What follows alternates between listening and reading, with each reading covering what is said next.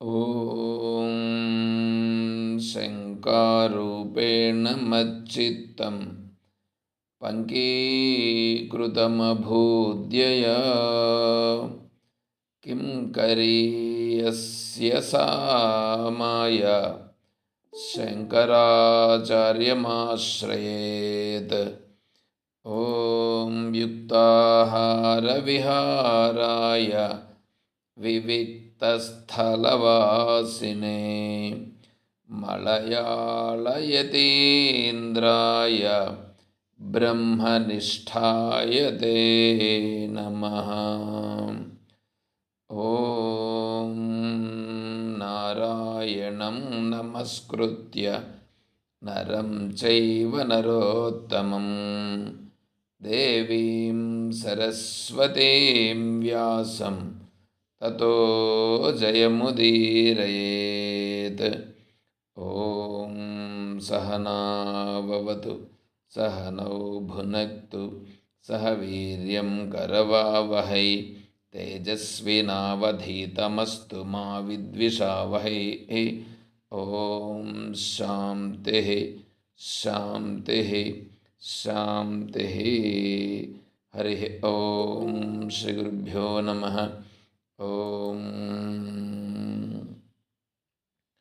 పరిపూర్ణ పరబ్రహ్మస్వరూపులకు ప్రియాత్మ బంధువులారా, హరి ఓం.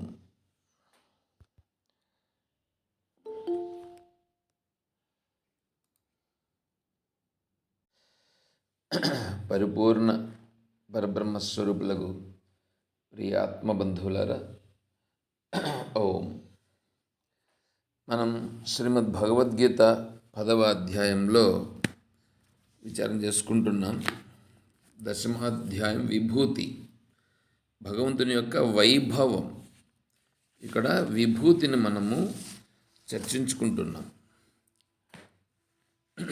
ఇక్కడ బుద్ధి జ్ఞానం అసమ్మోహ క్షమా సత్యం దమశమ.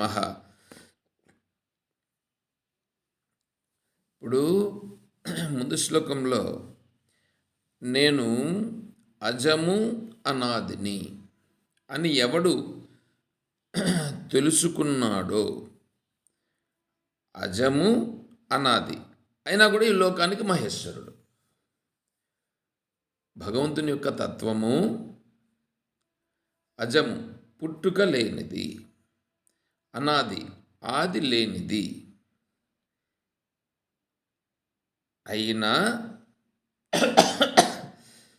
పుట్టుక లేనివాడు ఆది లేనివాడు అయినప్పటికీ ఈ జగత్తుకి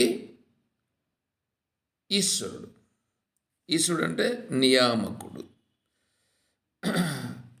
అని ఎవడు తెలుసుకున్నాడో అతని యొక్క సకల దోషములు తొలగిపోతాయి అని చెప్పాడు. అంటే దోషములంటే ఇక్కడ అతనికి ఉన్నటువంటి సంస్కారములన్నీ కూడా జ్ఞానాగ్నిలో దగ్ధమైపోతాయని ఇక్కడ అర్థం.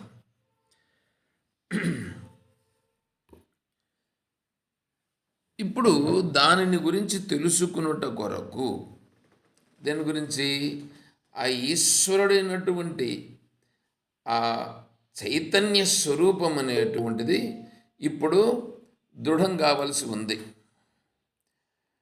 ఆ చైతన్య స్వరూపమును దృఢము చేయుట. ఎందుకంటే ఇక్కడ చెప్పినాడుగా, అజము అనాది అయినటువంటి అతను ఈ లోకమునకు మహేశ్వరుడు అని చెప్పాడు. అంటే ఇప్పుడు వీడు అసమ్మూఢ సమర్థ్యేషు సర్వపాపై ప్రముచ్యతే, సర్వ పాపముల నుంచి విడుదల పొందిపోతాడు. సర్వ పాపముల నుంచి విడుదల పొందుతానంటే పుణ్యములు మాత్రం మిగులుంటాయని కాదు ఇప్పుడు ఇక్కడ అర్థం. మరేమిటి అనంటే,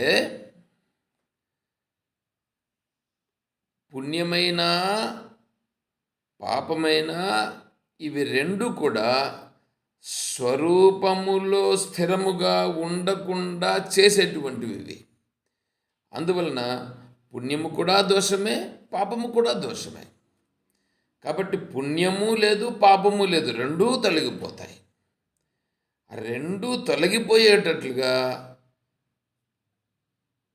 ఈ జ్ఞానము చేత అతనికి స్థిరమవుతుంది. అది చెప్పాడు. అంటే ఇప్పుడు ఆ స్థిరమైనటువంటి జ్ఞానం అనేటువంటిది ముందు ఇతనికి దృఢపడాలి. దృఢపడిన తరువాత ఇతను ఆ స్థితికి చేరుకోవాలి. ఎందుకంటే ఇతను అర్జునుడు శ్రీకృష్ణ పరమాత్మను ఆశ్రయించినాడు. శిష్యస్తేహం శాధిమాం త్వాం ప్రపన్నం అని అన్నాడు. అంటే నేను శిష్యుడిని అయిపోయినాను, నాకు ఏది శ్రేయస్సో దానిని నాకు నిశ్చయించి దానిని నాకు ఉపదేశించుము అని చెప్పి అర్జునుడు శ్రీకృష్ణుడిని శరణు చొచ్చినాడు. అందువల్ల ఇప్పుడు శ్రీకృష్ణ పరమాత్మ ఏం చేయాలి? అతనికి శ్రేయస్సును చూపించాలి. అతనికి శ్రేయస్సు అయినటువంటిది ఏమిటి అంటే ఆత్మస్వరూపం తెలుసుకున్నట్టుగా శ్రేయస్సు. ఈ ఆత్మస్వరూపం అనేటువంటిదే సత్యమైనది. అందువలన ఆత్మస్వరూపాన్నే చెప్పాలి. అందువలన ఈ ఆత్మస్వరూపమును గురించి ఇప్పుడు చెప్తూ ఆ యొక్క అంతఃకరణమును, అర్జునుడి యొక్క అంతఃకరణాన్ని 6వ అధ్యాయం దగ్గరికి వచ్చేటప్పటికేమో అతను అంతఃకరణ శుద్ధి కలిగేటట్లుగా చేశాడు. అంతఃకరణ శుద్ధి కలిగిన తరువాత 7వ అధ్యాయంలో పరమాత్మనే ఆశ్రయించి ఉండేటట్లుగా, అంటే అంతఃకరణ శుద్ధి కలిగినంత మాత్రాన అది సరిపోదు. ఆ అంతఃకరణ శుద్ధి అనేటువంటిది పరమాత్మ తత్వమును తెలుసుకున్నట్టు కొరకు ఉండాలి. అంటే అంతఃకరణ శుద్ధి కలిగిన వాళ్ళు పరమాత్మ తత్వాన్ని తెలుసుకునే దానికే ప్రయత్నం చేస్తారనే గ్యారంటీ లేదు. అంతఃకరణ శుద్ధి కలిగిన వాళ్ళు వేరే విషయముల యందు కూడా ప్రవర్తించడానికి అవకాశాలు ఉంటాయి. అట్లా కాకుండా ఆ అంతఃకరణ శుద్ధి కలిగి పరమాత్మ తత్వాన్ని తెలుసుకున్నట్టుకు ప్రయత్నం చేసేటువంటి వాళ్ళకి నా తత్వాన్ని పూర్తిగా వాళ్లకు చెప్తాను.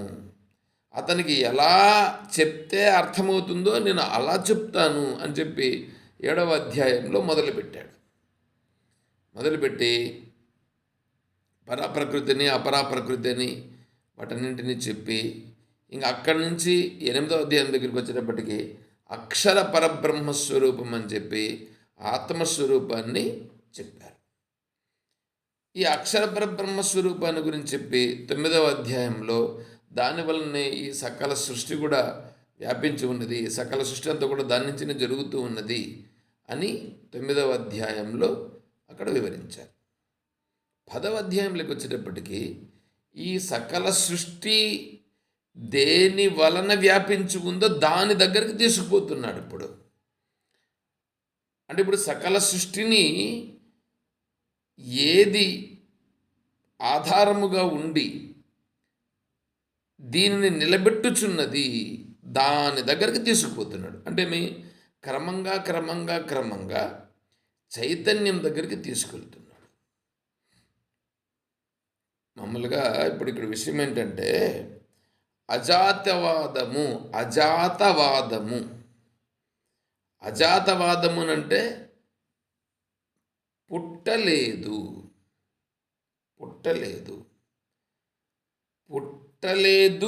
అని అన్నావు అనుకో, అయ్యో కనిపిస్తూ ఉందే. సరే, మనంతటా మనం చూసుకోండి, నేను పుట్టినానా లేదా అంటే ఆత్మస్వరూపానికి పుట్టుక ఉందా లేదా అంటే ఆత్మస్వరూపానికి పుట్టుక లేదు. మరి ఈ శరీరం కనిపిస్తూ ఉంది, నేను పుట్టినాను కదా అని అంటే, అయ్యా ఈ శరీరం అనేటువంటిది కనిపిస్తూ ఉంది. ఈ శరీరం ఎందుకు వచ్చింది, ఎలా వచ్చింది, అసలు ఉందా, నీకు పుట్టిన అనుభవం నీకుందా, ఇటువంటి ప్రశ్నలు వేస్తే అప్పుడేమవుతుందంటే అన్నిటికీ కొద్దిగా క్వశ్చన్ అవుతుంది. సంశయాత్మక స్థితిలో పడిపోవాల్సి వస్తుంది. ఈ శరీరం కనిపిస్తూ ఉంది కాబట్టి నేను ఈ శరీరము అనేటువంటి ప్రస్తావన ఇక్కడ వచ్చే అవకాశం ఉంది. కనిపించేటివన్నీ సత్యం కాదయ్యా, కనిపించకుండా ఏది ఆధారంగా ఉందో అది సత్యం అనేటువంటిది, అది నిజంగా మనం గ్రహిస్తే తెలిసేటువంటి పరిస్థితి. ఇప్పుడు ఆత్మస్వరూపం అనేటువంటిది పుట్టుక లేనిది, శరీరము పుట్టినది. శరీరము పుట్టి ఆత్మస్వరూపము పుట్టలేదు. ఆత్మస్వరూపము పుట్టకనే ఈ శరీర సంబంధము చేత ఇక్కడేమైపోయింది, ఈ శరీరం అనేటువంటిదేమో అనాత్మస్వరూపం, ఆత్మస్వరూపమేమో ఆత్మస్వరూపం, ఆత్మస్వరూపమేమో సత్, ఈ శరీరమేమో అసత్. అసత్ అంటే నీకు ఇక్కడ లేనిది అని చెప్పాల్సి వస్తుంది. దీని గురించి కూడా నేను చెప్పినాను ఆల్రెడీ. అసత్ అంటే లేనిదే, కానీ అసత్ అంటే ఇప్పుడు కుందేటు కొమ్ము లేదు, కుందేటు కొమ్ము లేకపోతే దాన్ని అసత్ అని అంటారు. కానీ ఇప్పుడు ఈ శరీరం అనేటువంటిది ఉంది, కనిపిస్తూ ఉంది, తెలుస్తూ ఉంది. అందువలన దీన్ని ఏమంటున్నారంటే దీనినే మాయా అని అంటున్నారు. ఈ మాయ అనేటువంటిది కూడా ఉన్నదా లేదా అనేటువంటిది మళ్ళా విచారణ చేయాల్సి వస్తుంది. మళ్ళా విచారణ చేస్తే ఈ మాయ అనేటువంటిది అసలు లేనిది అని తర్వాత తేలుతుంది. ఇప్పుడు దీన్ని పట్టుకునే వాళ్ళు ఏం చేస్తారంటే, ఈ మాయ అనేటువంటిది కూడా భగవంతుని యొక్క శక్తి సామర్థ్యములు. ఎందుకంటే దైవీహేష గుణమయి మమ మాయా దురత్యయ అని అన్నాడు కదా భగవంతుడు. మమ మాయా దురత్యయ అని అన్నాడు కాబట్టి భగవంతుడు మమ మాయా దురత్యయ అని అన్నాడు కదా. కాబట్టి ఇక్కడ ఈ మాయ అనేటువంటిది భగవంతునికి సంబంధించినది అనే దృష్టితో చూస్తారు. చూసి ఇదంతా కూడా భగవంతుని యొక్క మాయాస్వరూపము, భగవంతుని యొక్క వైభవము అని చూస్తారు. ఇప్పుడు పంచభ్రమ అనేటువంటిది ఉంది, పంచభ్రమలు. ఆ పంచభ్రమలు ఉపనిషత్తు ఉంది, అది నారసింహ రహస్యోపనిషత్తు అనేమో అనుకుంటాను. ఆ ఉపనిషత్తులో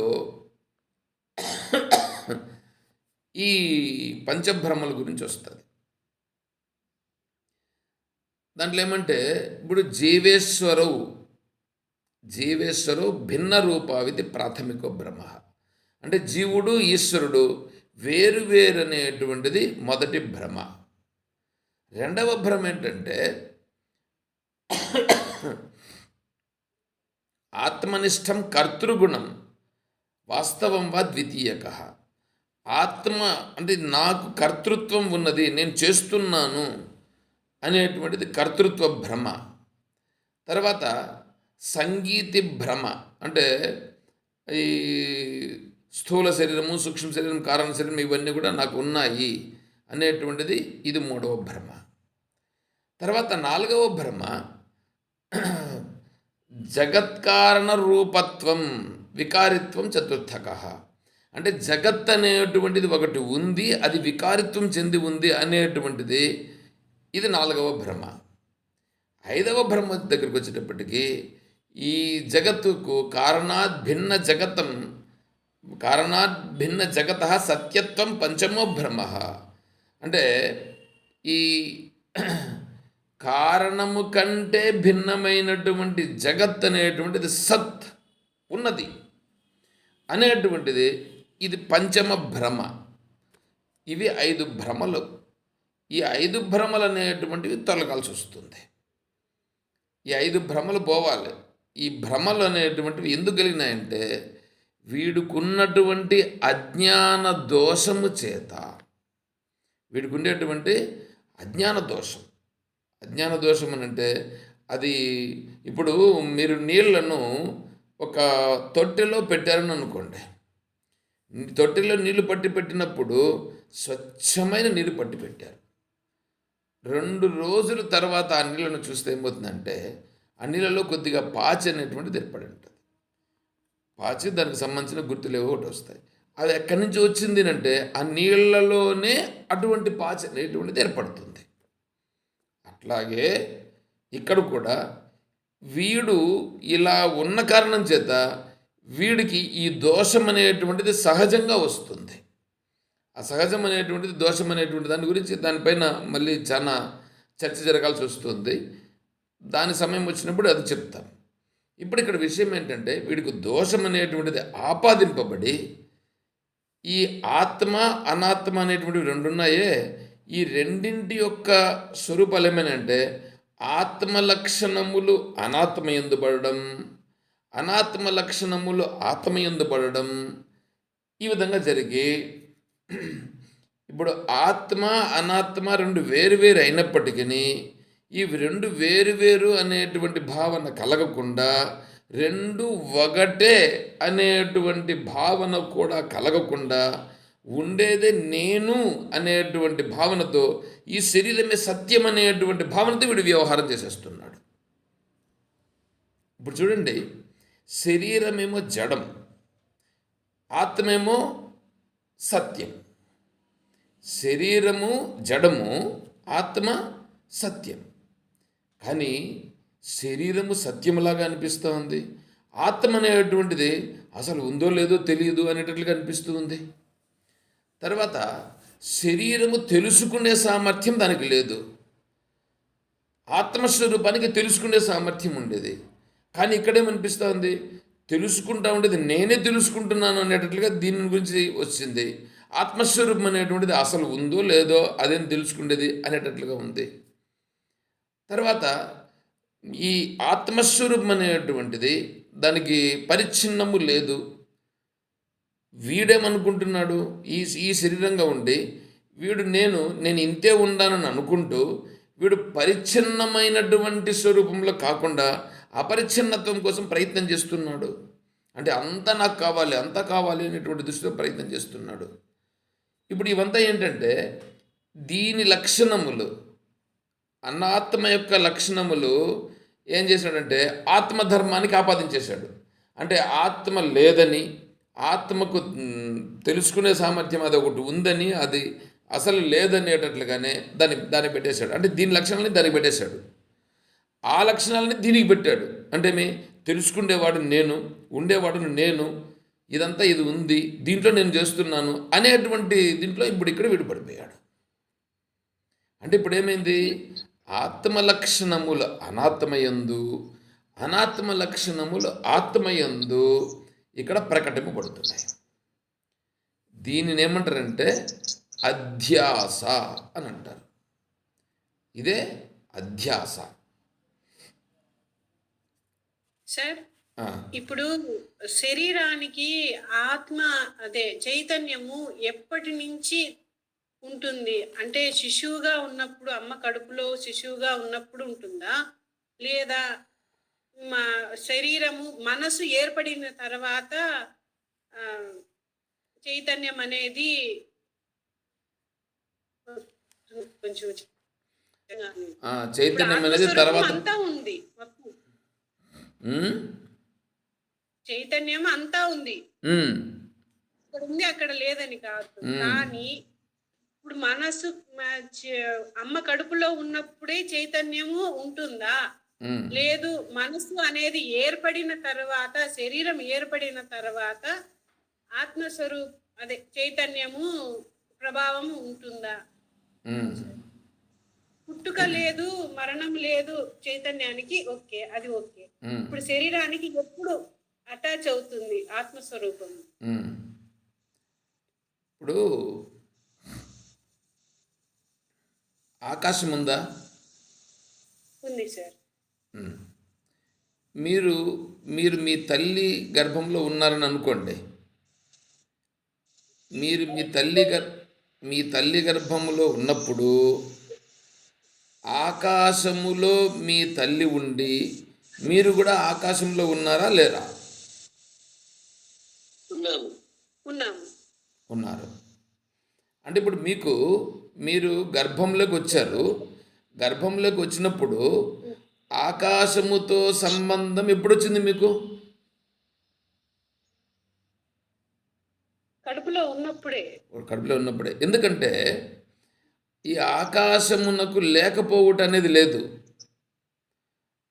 మధ్యలో నువ్వు వచ్చినావు, అంటే మధ్యలో శరీరం అనేటువంటిది వచ్చింది. శరీరం వచ్చేదానికి ముందే అక్కడ ఆకాశం ఉంది. ఆకాశం ఎప్పుడు ఉంది, ఆకాశం ఎప్పుడు ఉన్నప్పుడు అందులో మధ్యలో ఈ శరీరం వచ్చింది. ఇది మధ్యలో శరీరం వచ్చినప్పుడు ఆకాశంలోనే వచ్చింది, మళ్ళీ ఆకాశంలో నుంచినే పోతూ ఉంది. అర్థమవుతుందా?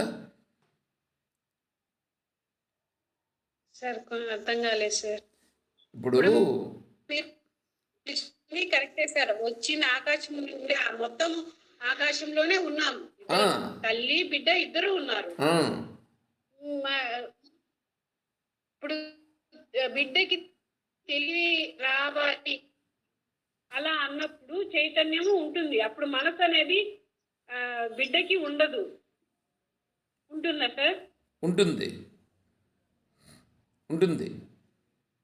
కానీ ఆ జ్ఞానం ఉండదు. పుట్టినప్పుడే బిడ్డకి మనసు ద్వారా ఉంటుందా కదలిక అనేది ఉంటుందా? పుట్టినప్పుడు ఉంటుంది, గర్భస్థ శిశువుగా ఉన్నప్పుడు ఉంటుంది, గర్భస్థ శిశువుగా గర్భంలో పడినప్పుడే దానికి సూక్ష్మ రూపంగా ఉంటుంది.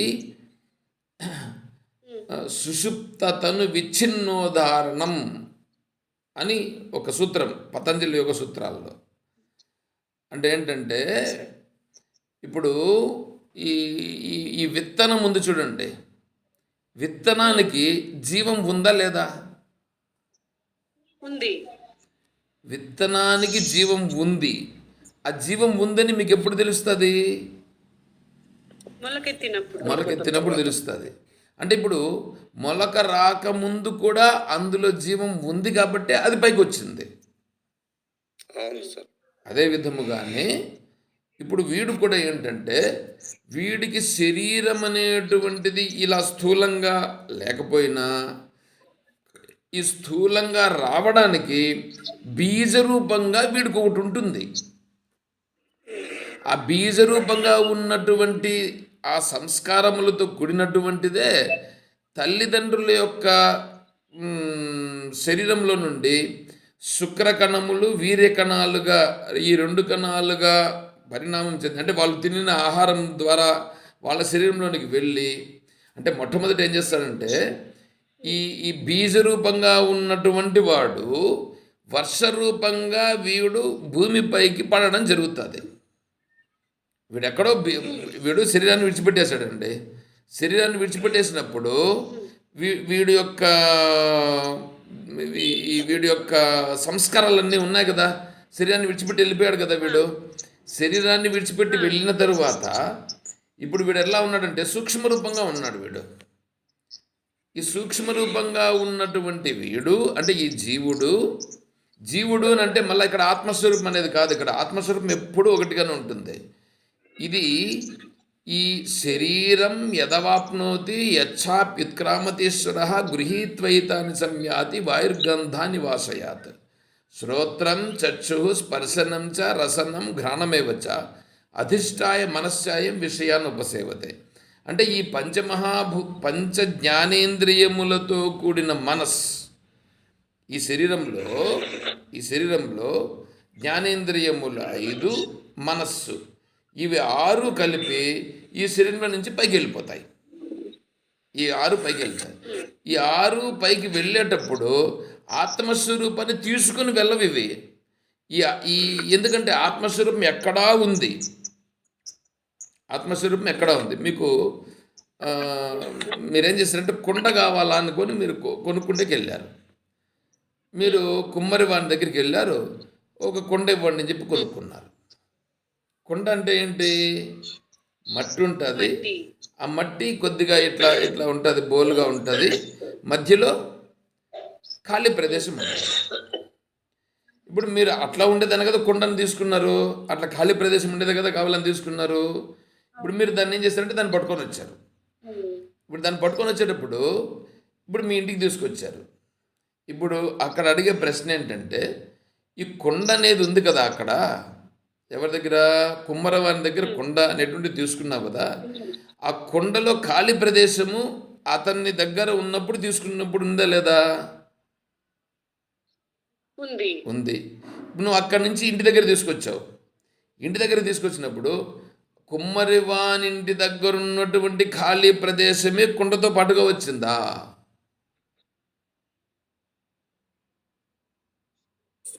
లేదు, ఇక్కడ కూడా ఉంది స్వామి. ఎక్కడ చూస్తే ఆకాశం ఉంది, రెండు ఖాళీ ప్లేస్. ఎక్కడ చూసినా ఖాళీ ప్లేస్ కుమ్మరవాడ దగ్గర నుంచి వచ్చినప్పుడే ఖాళీగా ఉంది సార్. అక్కడే ఖాళీగా ఉంది. దానికోసం అదే ఖాళీ ప్రదేశమే అంతటా ఉండేది కాబట్టి కుండను పట్టుకు రావడం జరుగుతుంది, కానీ ఖాళీ ప్రదేశాన్ని పట్టుకు రావాల్సిన పనిలా. అంటే నువ్వు వస్తూ ఉంటే ఖాళీ ప్రదేశం కూడా వస్తుంది. నువ్వు వస్తూ ఉన్నావంటే ఆ ఖాళీ ప్రదేశం ఆల్రెడీ ఉంది అక్కడ. అదే విధముగానే ఈ శరీరం అనేటువంటిది కొండను అనుకో, ఖాళీ ప్రదేశం అనేటువంటిది ఆ చైతన్యం అని అనుకో. ఒక నిమిషం, అంటే చైతన్యం ఎప్పుడు ఉంది. నువ్వు శరీరం వచ్చిందని అంటేనే అక్కడ ఆత్మస్వరూపం దానికి సంబంధపడిపోయింది. ఈ శరీరం అనేటువంటిది వచ్చినా ఆత్మస్వరూపం ఉంది, శరీరం రాకపోయినా ఆత్మస్వరూపం ఉంది. మధ్యలో వచ్చింది పోయింది ఏమిటంటే శరీరమే వచ్చింది పోయింది. శరీరం వచ్చింది, శరీరం పోయింది. ఆత్మస్వరూపం అనేటువంటిది రాలేదు, పోలేదు.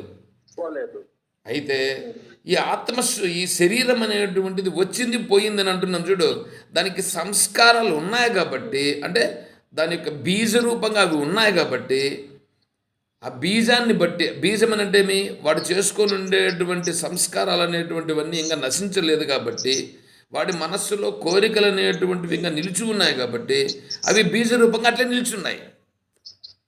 అందువలన ఈ శరీరముతో అనుభవించేటివన్నీ అయిపోయినా అప్పుడేమైంది, ఆ బీజరూపంగా ఉండేటువంటిది దాన్ని అనుభవించేదానికి ఈ శరీరం దానికి సరిపోలేదు కాబట్టి ఇంకొక శరీరం కోసం వెతుక్కుంటే అది పోయింది.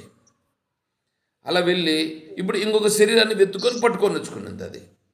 అది ఎలా పట్టుకొని వచ్చుకున్నది, దాని సంస్కారాలను అనుసరించి అది ఇప్పుడు ఏం చేస్తుందంటే, ఎవడి శరీరం ద్వారా బయట రావాలని ఆ కర్మ సంస్కారాలను బట్టి నిర్ణయమై ఉన్నదో, వాడు ఉండే ప్రదేశంలో, వాడు ఆహార పదార్థాలు తినే ప్రదేశంలో వర్ష రూపంగా అక్కడ కురిచినప్పుడు అది అక్కడ పడుతుంది. దానిలో అక్కడ ఉన్నటువంటి వాడు తినే ఆహార పదార్థాలు ఏవైతే ఉన్నాయో ఆ ఆహార పదార్థాల్లోకి, ఈ ఆహార పదార్థంలోకి ఈ సంస్కారాలతో కూడినటువంటిది బీజరూపంగా వెళ్ళి వాడి శరీరంలోకి వెళుతుంది, అంటే పురుషుని శరీరంలోకి వెళుతుంది. ఆ పురుషుని శరీరంలోకి వెళ్ళిన తర్వాత ఆ పురుషుడు స్త్రీ ఇద్దరు సంయోగము జరిగినప్పుడు ఆ పురుషునిలో నుండి ఆ స్త్రీలోకి ఆ బీజమును పెట్టడం జరుగుతుంది. అంటే అప్పుడు ఏమవుతుంది, పురుషునిలో నుండి స్త్రీలోకి బీజమును పెట్టినారు. ఇవన్నీ జరిగే ప్రక్రియ జరగకముందే ఆల్రెడీ ఆత్మ అక్కడ ఉంది, ఆల్రెడీ ఆత్మ ఉంది. ఈ శరీరం అనేటువంటిది పోయి వస్తూ ఉందే కానీ ఆత్మస్వరూపం అనేటువంటిది ఆల్రెడీ నువ్వు ఎక్కడ పోయినా ఉంది. అది ఈ సంస్కారములు ఎంతవరకు ఉంటాయో అంతవరకు శరీరం ఉంటుంది. సంస్కారములన్నీ ఎప్పుడైతే పూర్తిగా నాశనం అయిపోయినాయో, అసలు సంస్కారం అనేటువంటి లేకుండా అయిపోయినాయో, అప్పుడు ఇంకా శరీరం అనేటువంటిది లేదు.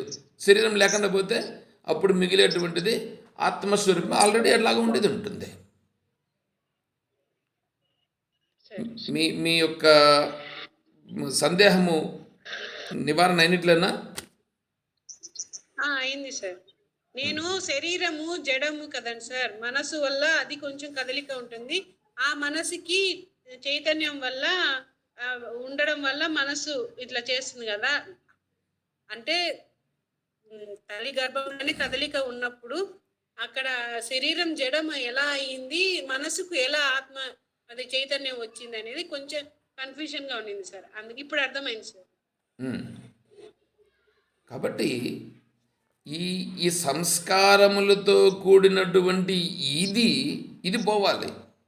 దీనిని నీ మీద నేను చేయబెడతాను, నేను అనుగ్రహిస్తాను, నీ సంస్కారాలు పోతాయి, ఇంత బ్లఫ్ ఇంకొకటి లేదు.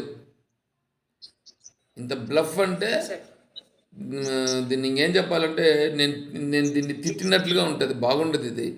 ఎందుకంటే నిన్ననే చెప్పిన, ఈ మత విశ్వాసాలు అనేటువంటివి ఏమవుతున్నాయంటే, నేను ఎవరినో ప్రార్థిస్తాను, ఆయన వచ్చి నన్ను ఆశీర్వదిస్తాడు.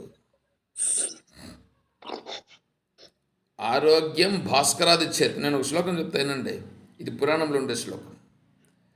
ఆరోగ్యం భాస్కరాదిచ్చేత్, ఐశ్వర్యం హుతాసనశ్చాత్, జ్ఞానమిచ్చేత్ జనార్దనాత్, మోక్షం ఈశ్వరాదిచ్చేత్.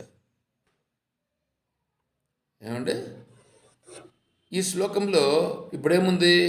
నీకు ఆరోగ్యం కావాలంటే సూర్య భగవాను ఆరాధించాలి.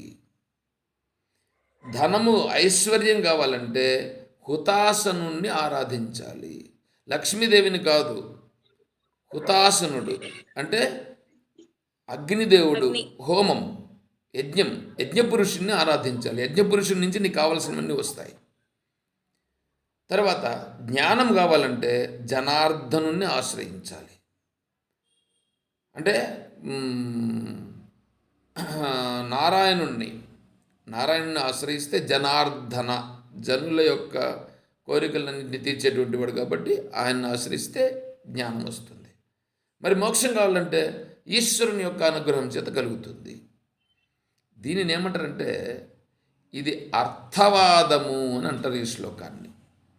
అంటే శాస్త్ర పరిభాషలో షడ్లింగ నిరూపణం అని ఒకటి ఉంటుంది.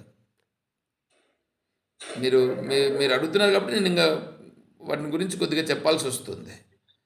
షడ్లింగ నిరూపణం, ఏదన్నా ఒక విషయాన్ని గురించి మనం మాట్లాడినామంటే ఆరు లింగముల ద్వారా దానిని దృఢం చేయాల్సి వస్తుంది. ఉపక్రమోపసంహారం, అభ్యాసము, అపూర్వత, ఫలము, అర్థవాదము, ఉపపత్తి అని ఈ ఆరు లింగములు, వీటిని 6 లింగములు అంటారు. లింగము అని అంటే అక్కడ గుర్తు. నువ్వు ఏదైనా ఒక విషయాన్ని చెప్పాలంటే ఈ 6 ద్వారా నువ్వు ప్రతిపాదించాలి. ఈ 6 ప్రతిపాదించి 6తో నీవు దాన్ని దృఢం చేయాలి. అప్పుడు అది శాస్త్ర ప్రమాణంగా నిర్ధారణ అవుతుంది. ఉపక్రమ ఉపసంహారం. ఉపక్రమము ఉపసంహారం అని అంటే నువ్వు ఏ తత్వాన్నైతే చెప్పుటతో మొదలుపెట్టినావో ఉపసంహారంలో కూడా అదే తత్వాన్ని ముగించాలి.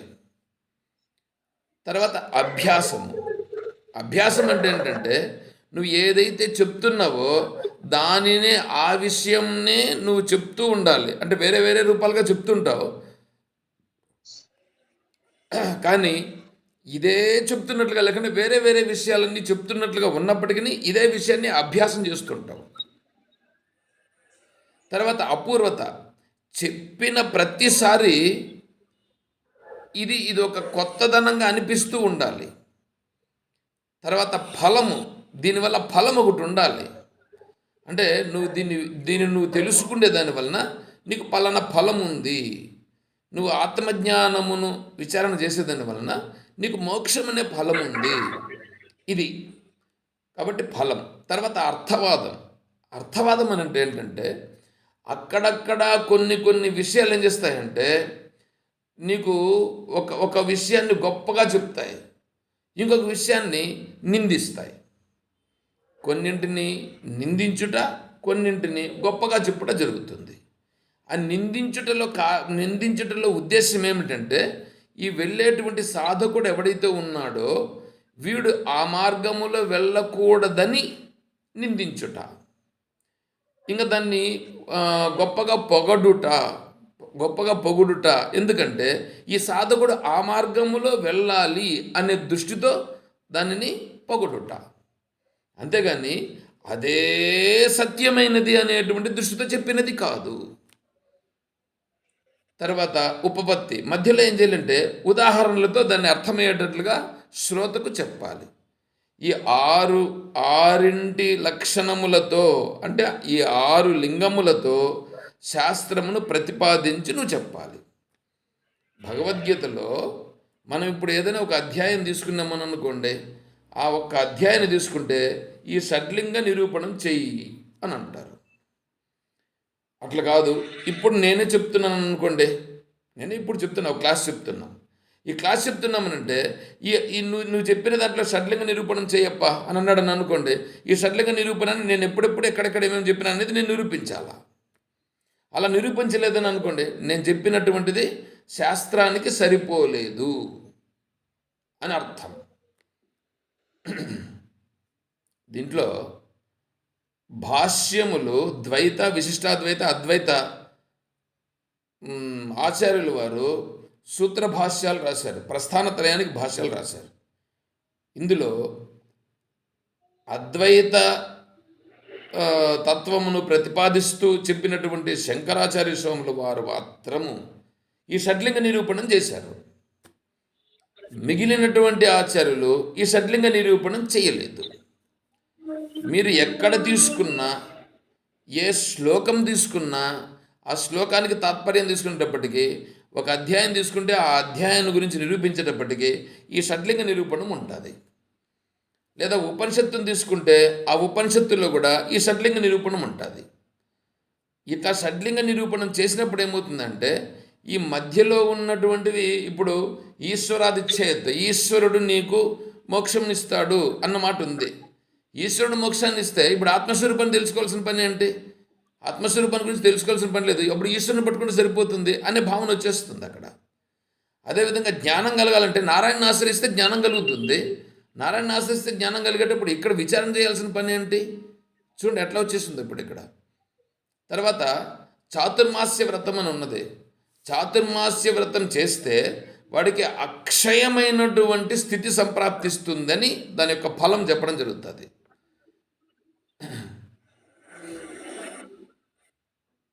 ఈ అక్షయమైనటువంటి ఫలం లభిస్తుందని చెప్తే ఇప్పుడు ఇంకా చాతుర్మాస్య వ్రతం చేసుకుంటే సరిపోయింది కదా, మోక్షం పొందుతాడు వాడు. అట్లాంటిది ఈ చాతుర్మాస్యం చేసుకుంటే సరిపోతుంది. ఇప్పుడు ఈ విచారణతో చేయాల్సిన పని ఏమిటి? ఇవన్నీ వస్తాయి. అందుకని ఏంటంటే అవన్నీ అర్థవాదములు. అర్థవాదములు అంటే అక్కడక్కడ సమయాన్ని, సందర్భాన్ని అనుసరించి కొన్నింటిని గొప్పగా చెప్పడం జరుగుతుంది, కొన్నింటిని నిందించడం జరుగుతుంది. అవన్నింటినీ మనం గ్రహించాల్సి వస్తుంది, విచారణ రూపంగా తెలుసుకోవాల్సి వస్తుంది. అవన్నీ అక్కడ కొద్దిగా పొగుడుతారు. పొగిడినంత మాత్రాన ఆ సాధకుని ఉద్దేశించి, సాధకుడు ఈశ్వర మార్గంలో ప్రయాణం చేసి ఆ ఈశ్వరుని ఆశ్రయించాలి. వాడు ప్రపంచంలో ఉన్నాడు. ఇప్పుడు ప్రపంచంలో నుండి ఈశ్వరుని వైపు అతని యొక్క మనస్సును మరలించుట అనే ఉద్దేశంతో అక్కడ చెప్పేటువంటి మాట. సరే, ఇలా చెప్తారు. ఇప్పుడు ఇక్కడ మనకు విషయం ఏంటంటే, ఇప్పుడు మీకు అర్థమైంది కదా, అది ఈ అర్థవాదం అనేటువంటిది వస్తుంది. కాబట్టి ఈ 6 లక్షణముల చేత ప్రతిపాదించి శాస్త్రాన్ని చెప్పాలి. శ్రవణం చేసేటప్పుడు కూడా మనము ఈ షడ్లింగ సహిత శాస్త్ర శ్రవణం చేయాలి. షడ్లింగ సహిత శాస్త్ర శ్రవణం చేస్తేనే మనకున్నటువంటి ఈ అజ్ఞానం అనేటువంటి దోషం పూర్తిగా పోతుంది. అంత కాకుండా కేవలం నేనేదో ధ్యానం చేస్తాను, నేనేదో జపం చేస్తాను, నేనేదో ఈశ్వరుని పట్టుకున్నాను, ఆయన అనుగ్రహంతో నాకు పోతుంది అని ఎవడైనా అనుకుంటూ ఉంటే అది వాడి భ్రమ. అది కూడా ఒక భ్రమయే. కాబట్టి ఇటువంటివంతా పనికిరావు. ఇది ఇక్కడ అధ్యాస జరిగి ఉన్నది. నేను అధ్యాస అనేటువంటి దాని దగ్గరికి వచ్చిన్నాను. ఇక్కడ ఏ ఉపనిషత్తులో కూడా కానీ, భగవద్గీతలో కానీ అధ్యాస అనేటువంటి దానికి ప్రాధాన్యం అనేటువంటిది చూపించరు. అంటే అధ్యాస అనేటువంటి దాన్ని ప్రతిపాదించరు. శంకరుల వారు సూత్రభాష్యాన్ని రాసేదానికి ముందు, అంటే సూత్రభాష్యానికి రాసేదానికి ముందు ఈ అధ్యాస భాష్యంను రాశారు. మీరు నేను చెప్తా ఉండేటువంటిది 1 గంట సేపు చెప్తాను. ఆ గంటలో మొదటలో కొన్ని విషయాలు, పనికిరాని విషయాలు చిన్నగా మిమ్మల్ని మరలించేదానికోసమని నేను కొద్దిగా సబ్జెక్ట్లోకి వచ్చేదానికోసం కొంతసేపు పడుతుంది. లాస్ట్లో ఎండింగ్ పోయేటప్పుడు ఏదో చిన్నగా ఇచ్చిపెట్టేస్తుంటాను. మధ్యలో కొంచెం సారవంతమైనటువంటి విషయం వస్తుంటుంది. వీళ్ళు ఏం చేస్తారంటే వచ్చేదును వెళ్ళిపోతుంటారు కొంతమంది. వచ్చి వెళ్ళిపోయేదాని వల్ల ఏమవుతుందంటే, అది నేను చెప్తా ఉండేది ఊరికి గాలి మాటలుగా చెప్తా ఉండేది. ఈ మాటలను గంట సేపు ఓపికగా కూర్చొని ఏందో కొంతసేపు వాగుతూ ఉండాలి, వాగని దాన్ని విందాం, అదేమన్నా పనికొస్తే పెట్టుకుందాం అనే దృష్టితో మీరు టైం దీనిపైన స్పెండ్ చేయాలి. ఎందుకంటే గంటసేపే కదా గంటసేపే కదా నేను కూడా ఇక్కడ చెప్తుంటాను. ఆ గంటసేపులో కూడా ఉండలేకుండా నేను చెప్పేది ఏందో మీకు అర్థం కాగలేదనేసి వెళ్తున్నారో లేదా ఇంకేం ఎట్లా వెళ్తున్నారో నాకైతే అర్థం కావట్లేదు. మళ్ళీ మీకు విషయం అర్థం కావాలంటే ఎట్లా అర్థమవుతుంది చెప్పండి? కాబట్టి కొద్దిగా జాగ్రత్తగా వినండి. వెళ్ళడం రావడం అనేటువంటిది మీరు చేసేదాని వల్ల నీకు ఎన్నోసార్లు ఇవన్నీ కూడా చెప్పాను. ఇవి చెప్పినప్పటికీ ఇప్పుడు మళ్ళా చెప్తున్నా, అయినా చెప్తున్నా కూడా అర్థం కాదన్నమాట ఇది. కాబట్టి దీన్ని చాలా జాగ్రత్తగా వినాల్సి వస్తుంది, జాగ్రత్తగా పట్టుకోవాల్సి వస్తుంది, జాగ్రత్తగా పట్టుకోవాలి. ఈ అధ్యాస్య భాష్యం అనేటువంటి దానిపైన నాకు ఒక పెద్ద డౌట్ ఉండేది. ఏమిటంటే భగవద్ రామానుజుల వారు అధ్యాసను స్వీకరించలేదు, మధ్వాచార్య స్వాముల వారు అధ్యాసను స్వీకరించలేదు. అంటే ఇప్పుడు అధ్యాస అనేటువంటిది ఏదైతే ఉన్నదో ఈ అధ్యాస అనేటువంటిది వాళ్ళ దృష్టిలో లేదు. ఇప్పుడు ఈ జగత్తుందండి, ఈ జగత్తుంది, బ్రహ్మ ఆత్మస్వరూపం ఉంది. ఈ ఆత్మస్వరూపము ఈ జగత్తు ఇవి రెండు ఉన్నాయి చూడండి. ఇప్పుడు శంకరుల వారి యొక్క ప్రతిపాదన ఏమిటంటే ఈ ఆత్మస్వరూపమునందు ఈ జగత్ అనేటువంటిది అధ్యాస అన్నాడు. ఏమంటే విషయం ఏమన్నా అర్థమవుతుందా? ఈ జగత్ అనేటువంటిది ఏది ఉందో ఈ జగత్ అనేటువంటిది ఆత్మస్వరూపమునందు అధ్యస్థమై ఉన్నది. అధ్యస్థమై ఉన్నదంటే ఆరోపించబడి ఉన్నది. ఆరోపించబడి ఉన్నదని అంటే ఎలాగంటే నువ్వు త్రాడుని చూచినప్పుడు త్రాడు యందు పాము నీకు కనిపించినట్లు. అంటే ఇప్పుడు ఏమైంది అక్కడ పాము అనేటువంటిది నీకు కనిపించింది. పాము కనిపించింది. అక్కడ ఉండేది యథార్థంగా తాడుంటే నీకు పాముగా కనిపించింది. నీకు తాడుండేటువంటిది పాముగా ఎందుకు కనిపించింది? ఇదొక పెద్ద ప్రశ్న. అంటే ఇప్పుడేమి శంకరుల వారి యొక్క ప్రతిపాదన ఏమిటంటే అక్కడ ఉన్నది తాడే, నీ దోష దృష్టి కారణము చేత ఉన్న తాడును నువ్వు గుర్తించలేక దానిని నువ్వు పాముగా చూచినావు. ఉన్నది తాడే, కానీ నీ దోష దృష్టి కారణం చేత నీకేం కనిపిస్తుంది? పాము కనిపించింది. పాము కనిపించిందే కానీ అక్కడ ఉండేది పాము కాదు. ఏమండి ఇది అర్థమైందా? దీనిని అధ్యాస అని అంటారు. భగవద్ రామానుజుల వారు కానీ మధ్వాచార్య స్వాముల వారు కానీ వాళ్ళు ఏమన్నారంటే అయ్యా ఈ విషయాన్ని మాకు వేదములో కానీ ఉపనిషత్తుల్లో కానీ ప్రతిపాదించలేదు, కాబట్టి మేము అధ్యాసను స్వీకరించం. కాబట్టి జగత్తు సత్యం, ఆత్మస్వరూపం సత్యం. ఈ ఆత్మస్వరూపం సత్యము, జగత్తు సత్యం, ఇవి రెండు స్వీకరించినారు వాళ్ళు. ఈ అధ్యాసను మాకు అక్కర్లే తీసిపారేయన్నారు వాళ్ళు. మాకు అక్కర్లే తీసిపారేయనన్నారు. ఇప్పుడు మీకు ఒకటి చెప్తాను నేను. భగవద్గీతలో 9వ అధ్యాయంలో మయాతతమిదం సర్వం, ఏమంటే మీకు నేను శాస్త్రం చెప్తున్నాను, శాస్త్రంతో పాటుగా ఈడ విషయం అవసరం కాబట్టి దాని గురించి మీకు చెప్పాల్సిన పరిస్థితి వస్తుంది కాబట్టి చెప్తున్నాను నేను. మీరు గ్రహిస్తే మీ బుద్ధిలో కూడా కొద్దిగా మార్పులు వస్తాయి.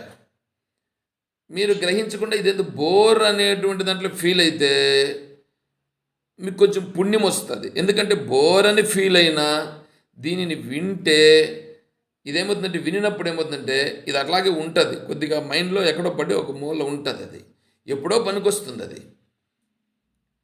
ఇక్కడ విషయం ఏంటంటే ఇక్కడ మయాతతమిదం సర్వం జగదవ్యక్తమూర్తిన మత్స్థాని సర్వభూతాని నచాహం తేష్వస్థితః నచ మస్తాని భూతాని పశ్యమి యోగమైశ్వరం భూత భృన్నచ భూతస్థో మమాత్మ భూత భావన.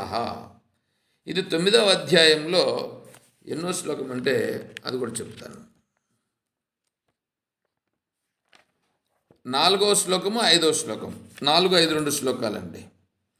ఈ 4, 5, 2 శ్లోకాలు ఉన్నాయి చూడండి. ఈ 2 శ్లోకాలు అధ్యాసను గురించి చాలా స్పష్టంగా చెప్పినాయి. 9వ అధ్యాయంలో 4, 5 శ్లోకాలు ఈ అధ్యాసను బాగా ప్రతిపాదించినాయి. ఇక్కడ చూడండి, ఈ భూతములన్నీ నా యందు ఉన్నవి. ఏమంటే ఒకటి చెప్తున్నానండి, భూతములన్నీ నా యందు ఉన్నాయి, నేను భూతముల యందు లేను అని అన్నాడు. భూతములన్నీ నా యందు ఉన్నాయి, నేను భూతముల యందు లేను. కానీ ఆ భూతములను పుట్టిస్తూ గిట్టిస్తూ ఉన్నది నేనే, నాకు భూతాలకు సంబంధం లేదు. ఏమైనా దీన్ని మీరు అధ్యాసను ప్రతిపాదించకుండా దీనికి అర్థాన్ని మీరు ఎవరైనా సరే, మీరే కాదు, మీ ఇంకా వేరే మీరు ఎట్లాగైనా సరే చూసుకొని ఆ రూట్లో మీరు అర్థం చెప్పండి చూద్దాం కావాలనంటే.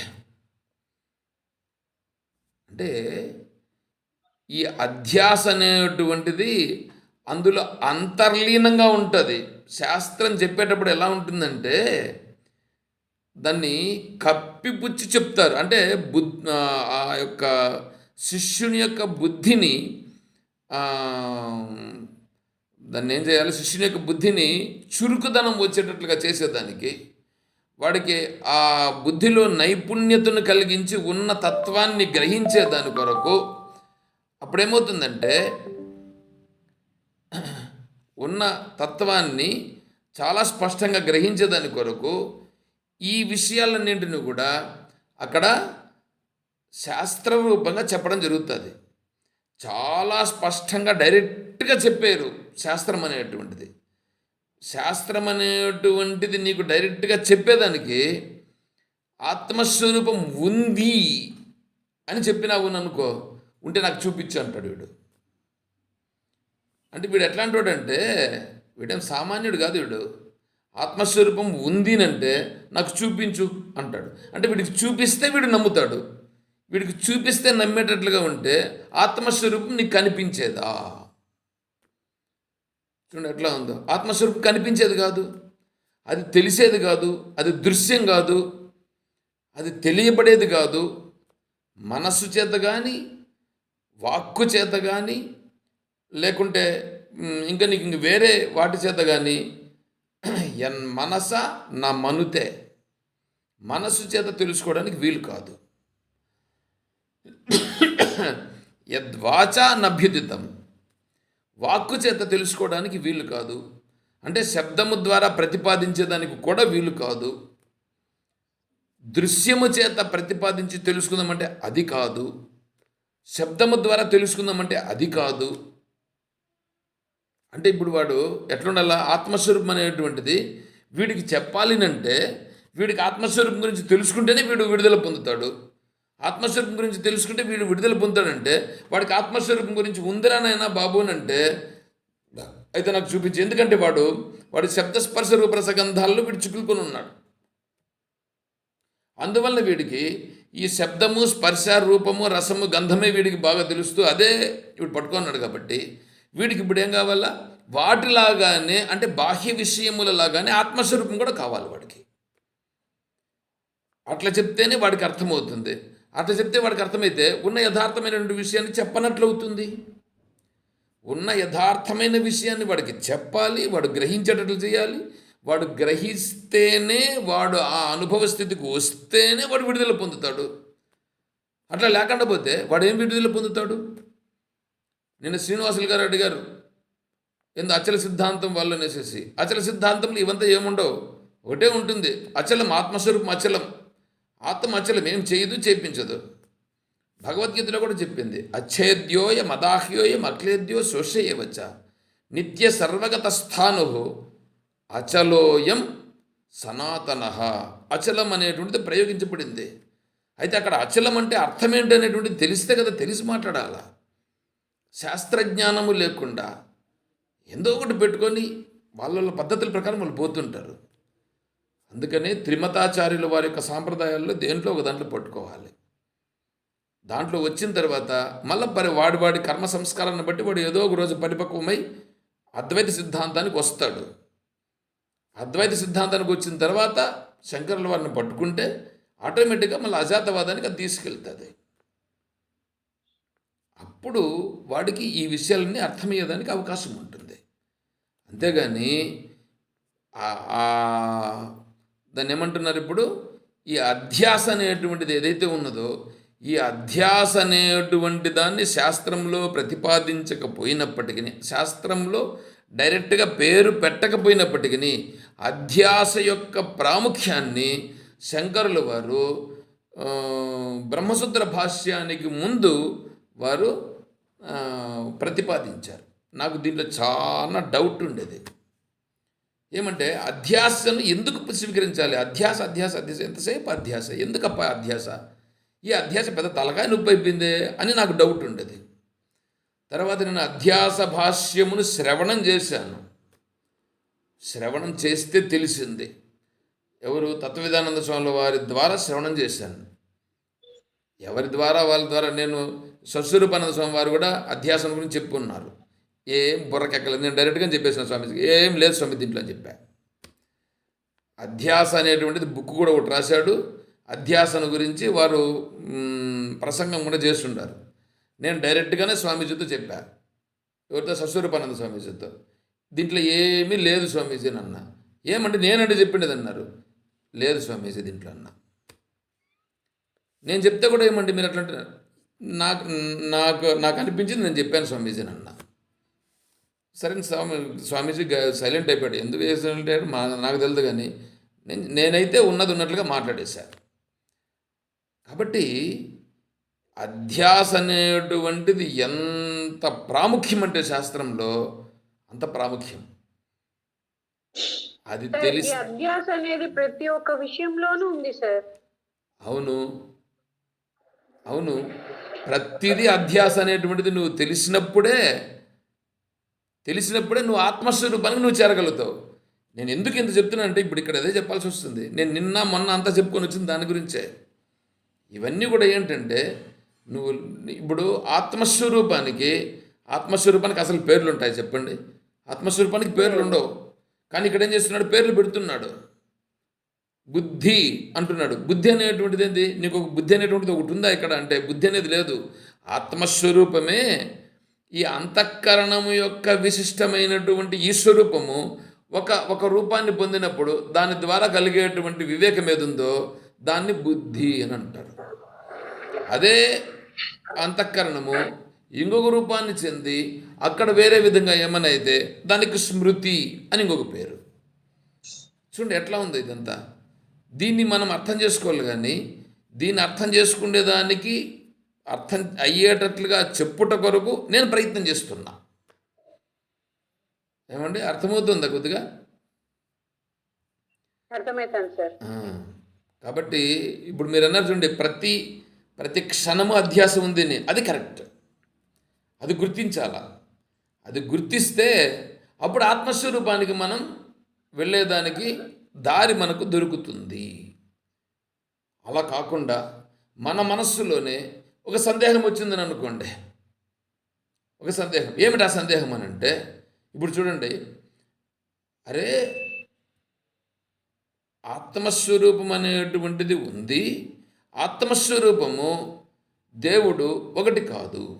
జీవుడు వేరే, దేవుడు వేరే. ఈ జీవుణ్ణి ఆ దేవుని యొక్క అనుగ్రహం చేతనే వీడు మోక్షాన్ని పొందాలి. దీన్ని ఎవరు పెట్టుకున్నారు? వీడు పెట్టుకున్నాడు. శాస్త్రంలో ఎక్కడైనా అట్లుందా? చూడండి, శాస్త్రంలో ఎక్కడైనా అట్లుందా అనేది నువ్వు ముందు పరిశోధన చేసి తెలుసుకోవాలా. నాకు వాళ్ళు చెప్పినారండి, అయ్యో వాడు చెప్పేది ఏందయ్యా, నీకు బుద్ధి లేదా? నువ్వు గ్రహించు, నువ్వు కొంచెం ముందయ్యి, నువ్వు కొంచెం చదువు, నువ్వు ప్రయత్నం చెయ్యి. ఎంతసేపు అయినా వాడు చెప్పిన వాడిపైన ఆధారపడడం ఏంది? ఎంతసేపు ఆధారపడి ఇన్ని జన్మలు ఎత్తేసావు, సాల్దా ఇంకా? ఈ జన్మలోనూ నువ్వు ప్రయత్నం చేయలేవా? అది లేకుండా పోయి తన ప్రయత్నం అనేటువంటిది ఎప్పుడైతే లేకుండా పోయిందో అప్పుడు వీడు నాశనం అవుతాయి. దానికి పూర్తిగా అవకాశాలు ఉన్నాయి. అందువలన ప్రయత్నం అనేటువంటిది చాలా ప్రాధాన్యం ఇక్కడ.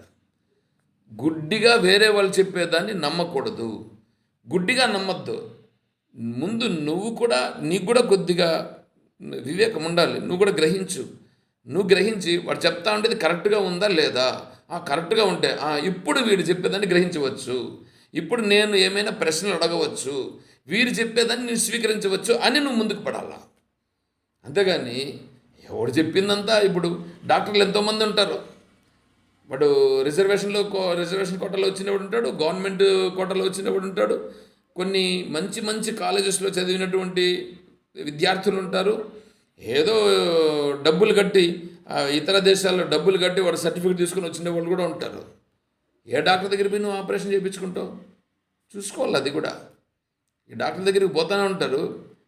ఇప్పుడు ఒక ఆమెకు ఆరోగ్యం బాగలేక హాస్పిటల్లో డాక్టర్ దగ్గరికి తీసుకెళ్ళాం. ఆ డాక్టర్ దగ్గర నేనే చెప్పా, సార్ ఇదేమన్నా ఉంటుందేమో డౌట్గా ఉంది సార్, ఆకలి కాలేదంటే ఇది డౌట్గా ఉంది సార్, ఇదేమన్నా ఉండొచ్చునేమనంటే అది లేదండి, అది ఉండేదానికి అవకాశమే లేదండి అని అన్నారు. చివరికి చూస్తే నేను ఫస్ట్లో ఏది ఎక్స్పెక్టేషన్ చేసినానో అదే కరెక్ట్ అయింది. వాళ్ళంతా పీజీలు చేసిన తర్వాత దాంట్లో మళ్ళా సర్జరీలు చేసి దాంట్లో పెద్ద డిగ్రీలు పొంది అట్లా వచ్చినటువంటి వాళ్ళు కనీసం నేను చెప్పే మాటల్లో ఉండేంత సారస్యాన్ని కూడా గ్రహించలేకపోయాడు వాళ్ళు. అంటే ఇంకేం డాక్టర్లు వాళ్ళు? చూడండి ఎట్లా ఉంటుందో పరిస్థితి. కాబట్టి ఎవరి దగ్గరికంటే వాళ్ళ దగ్గరికి అంతా పోతే శరీరం మనమే వృధా చేసుకున్నట్లు అవుతుంది, మనమే పాడు చేసుకున్నట్లు అవుతుంది. కాబట్టి శాస్త్రం కూడా శ్రవణం చేయాలని అనుకున్నప్పుడు నేను ఇంకేం చెప్పాలా, నన్ను నేను పొగుడుకున్నట్లుగా ఉంటుంది. కానీ నేనైతే మాత్రం ఖచ్చితంగా శాస్త్రాన్ని చెప్తున్నాను, సక్రమైన మార్గాన్ని చెప్తున్నాను. ఇది ఇంతవరకు మాత్రం కరెక్ట్ అని నేను చెప్పగలుగుతాను. మీరు విశ్వసించాలని చెప్తున్నాను. నేను విశ్వసించాలని అంటే ఊరికే ఏందో నేను చెప్తున్నాను, నా మెప్పు కోసం మీరు విశ్వసించాల్సిన పనిలా. మీరు ఉన్న యథార్థాన్ని గ్రహించి దీన్ని కనుక తెలుసుకుంటే ఖచ్చితంగా మాత్రము మీలో మార్పు అనేటువంటిది గ్యారంటీగా వస్తుంది. అట్లా లేదనుకొని ఎందో అనుకుంటే దానికి నేనేం బాధ్యుని కాదు. ఎందుకంటే నాకు మీరు 10 మంది వచ్చినా నేను ఇదే చెప్తా, 20 మంది వచ్చినా ఇదే చెప్తా, నలుగురున్నా ఇదే చెప్తా నేను. కాబట్టి మీరు ఈ చెప్తూ ఉండే క్లాసెస్ని మీరు స్వీకరిస్తారని నేను మిమ్మల్ని కోరుకుంటూ ఈ రోజుకు ముగిస్తాను. సార్, మేము అడిగే క్వశ్చన్స్ కి మీరు కరెక్ట్ గా మాకు అర్థమయ్యేట్టు చెప్తున్నారు కాబట్టి మేమైనా వింటున్నాము, అర్థం చేసుకుంటున్నాం, మీరు చెప్పేది కరెక్ట్ అనుకుంటున్నాం సార్. ఇంకా ఎందుకు సార్ మీరు అలా అనుకుంటారు? మిమ్మల్ని ఒక్కరిని తీసుకోవద్దండి, నాకు 20 మంది ఉన్నారు. నా వరకు నేను అంటున్నాను సార్. ఓకే మంచిదే. నేను 20 మందిని దృష్టిలో పెట్టుకొని మాట్లాడాలా. అది సరే, ఈరోజుకి ముగిద్దాము. మళ్ళీ మనం రేపు క్లాస్లో కలుసుకుందాం.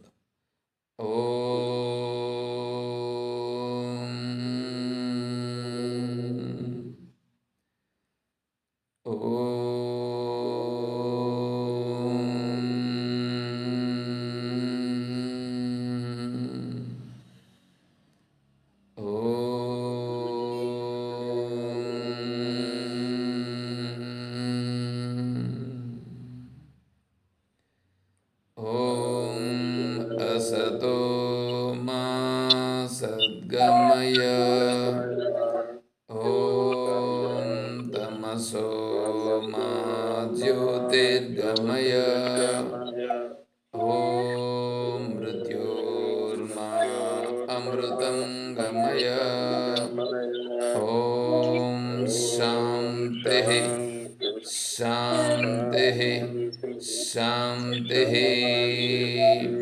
हरिः ॐ తత్సత్. ఓం. మీరు ఒకటి గ్రహించండి, నేను క్లాస్ చెప్తూ ఉన్నప్పుడు ఒక అర్ధగంట ఉండి ఏదో పని నుండి వెళ్ళారని అనుకోండి.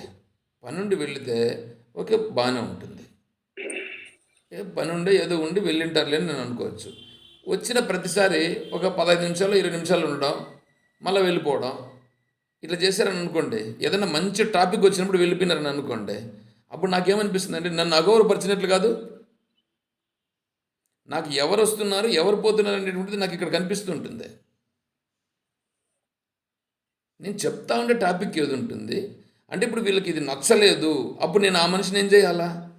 ఆ మనిషిని గ్రూప్లో పెట్టాలన్నా తీసేయాలనా? ఇవి కూడా చూశాను నేను. అయినా నేనేం చేశానంటే నేను విడిచిపెట్టేసి ఒకటి రెండు సార్లు తీసేని కూడా తీసేసా. ఒక్కసారి కాదు 2-3 సార్లు తీసేసా. 2-3 సార్లు తీసేస్తే మళ్ళీ వాళ్ళు వేరే విధంగా వచ్చి జాయిన్ అయ్యారు. జాయిన్ అయినా సరేలే వాళ్ళ కర్మ అనుకుని నేను గమనించి పెట్టేశా. అయినా క్లాస్ చెప్పేటప్పుడు అందులో ఇంట్రెస్ట్ అయినటువంటి సబ్జెక్ట్ చెప్పేటప్పుడు ఆ సబ్జెక్టుల నుంచి దూరంగా వెళ్ళిపోతే అప్పుడు చెప్పే వ్యక్తిని ఏం చేసినట్లు అవుతుంది? అగౌరవపరిచినట్లు అవుతుంది. అట్లా చేయకూడదు. మీకు ఇష్టం లేదని అనుకో, డైరెక్ట్గా క్వశ్చన్ వేసి అడగచ్చు. సార్ మీరు ఇలా చెప్తున్నారే ఇది ఎంతవరకు సమంజసం అని మీరు అడిగి అప్పుడు మీరు ఒకవేళ వెళ్ళిపోయినా కూడా నాకు అవును ఇప్పుడు వీళ్ళు చెప్తానేది బాగానే ఉంది, వాళ్ళకు కూడా గ్రహించినట్లుగా నేను చెప్పాలి కదా, నేను గ్రహించేదానికి వీలవుతుంది. కాబట్టి నాకు కొద్దిగా అట్లాంటి వాళ్ళని చూసి అందుకోసం నేను ఇక్కడ ఇది చూస్తాను నేను అప్పుడప్పుడు చూస్తాను ఇక్కడ ఆ క్యాండిడేట్స్ ఉన్నారా లేదా అని. అప్పుడు అట్లా కొంచెం ఇదవుతుంది. అందుకనే వద్దులేండి అవంతా. కాబట్టి చాలు విడిచిపెట్టద్దాం వాటిని. సరే. హరి ఓం తత్సత్సర్వం శ్రీ సద్గురుచరణారవిందార్పణమస్తు. ఓం జై బోలో శ్రీకృష్ణ పరమాత్మకి, జై బోలో గీతా మాతాకి, జై బోలో భక్త మండలికి. హర నమః పార్వతీ పతయే.